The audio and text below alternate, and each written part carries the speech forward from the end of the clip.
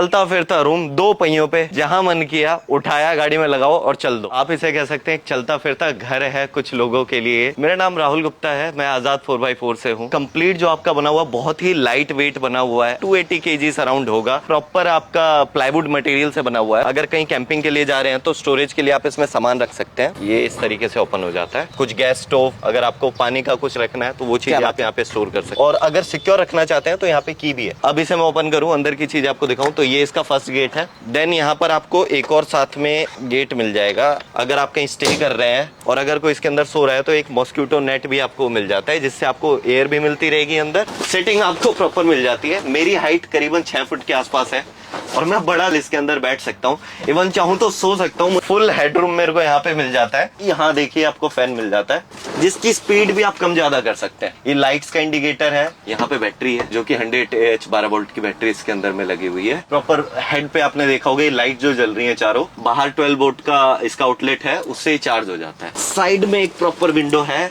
जो hydraulic shockers के साथ में, इसे आप प्रॉपर इस तरीके से ओपन कर सकते हैं। ये एक ट्रे भी आपको यहाँ पे मिल गई, कुछ खाने का सामान यहाँ पे रख सकते हैं। कैंपर आपने बहुत देखे होंगे बट उनमें ना बड़े छोटे छोटे टायर आते हैं। अगर आप यहाँ पर नीचे की तरफ देख पाएंगे तो यहाँ पे आपको सस्पेंशन भी दिखाई देगा। प्रॉपर ऑफ रोडिंग सस्पेंशन है। आप इसे कहीं पार्क कर रहे हैं तो आपको सिंपली ये स्टैंड को नीचे लगा देना है और इस तरीके से ये स्टैंड यहाँ पर नीचे लग जाता है जो इसको एक सपोर्ट देता है। तो यहाँ पर आपको चार्जिंग पॉइंट मिल जाता है 220 × 240 वोल्ट। इसमें ब्रेक लाइट्स भी हैं और रिफ्लेक्टर लाइट्स भी हैं। यहाँ पर इसमें आपको एक और टोइंग पॉइंट भी मिल गया है। सेम जिस तरीके से सामने गाड़ी के साथ माउंट किया हुआ है, यहाँ पर भी आप एक टो हुक लगा के इसके पीछे भी चाहे तो एक और कैंपर माउंट कर सकते हैं टो करके। वो साथ में एक जनरेटर भी आप इसके साथ कैरी कर सकते हैं। मतलब ये गाड़ी से एक रेल गाड़ी बन जाएगी। जब आप टर्न ले रहे हैं कुछ तो वो साइड में भी लाइट्स है। माउंटिंग की मैं बात करूं तो ये इसका पूरा मैकेनिज्म है जो माउंटिंग में हेल्प करता है। गाड़ी में आपका इस तरीके का एक टो हुक होना चाहिए जिसके ऊपर एक टो बॉल होगा, तो इसको इस तरीके से माउंट किया जाता है। टो बॉल के ऊपर ये चीज को आपको रखना है और इस लीवर के थ्रू इसको लॉक कर दिया जाता है कि ये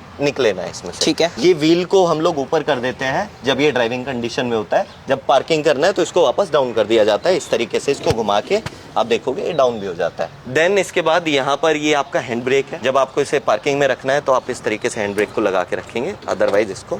ये डायरेक्ट पावर का आउटलेट है, जैसे कि अभी उसमें बैटरी की चार्जिंग चल रही है, बट मे बी आपने अगर इसको कहीं एसी इसके अंदर लगाया हुआ है या कोई टीवी या कोई अलग अप्लायंस लगाया हुआ है जिसको बहुत ज्यादा पावर की जरूरत है, तो इसके थ्रू आप इसे डायरेक्ट पावर पॉइंट से कनेक्ट करेंगे और वो डायरेक्ट लाइट आपको इस कैंपर के अंदर में मिल जाएगी। चेन्स दी हुई हैं, एक इधर और एक दूसरी साइड में, जो कि गाड़ी के रियर टोइंग पॉइंट के साथ में कनेक्टेड है। यहाँ तक कि ये आप चीज देखेंगे एक डमी नंबर प्लेट अभी इसके अंदर लगी हुई है। जब ये फंक्शनल इसमें लगेगी, यहाँ तक कि यहाँ पे एक लाइट लगी हुई है जो कि नंबर प्लेट को विजिबल रखेगी रात के कंडीशंस में भी। अगर आप चाहें तो इसके ऊपर एक रूफ टेंट भी माउंट कर सकते हैं। क्या बात है। इसके ऊपर फुल फंक्शनल लोड आप डाल सकते हैं और उसमें भी देन 2 लोग आराम से सो सकते हैं। 3 पर्सन का भी टेंट आता है, वो सारे इसके ऊपर इजीली माउंट कर सकते हैं। क्या बात है।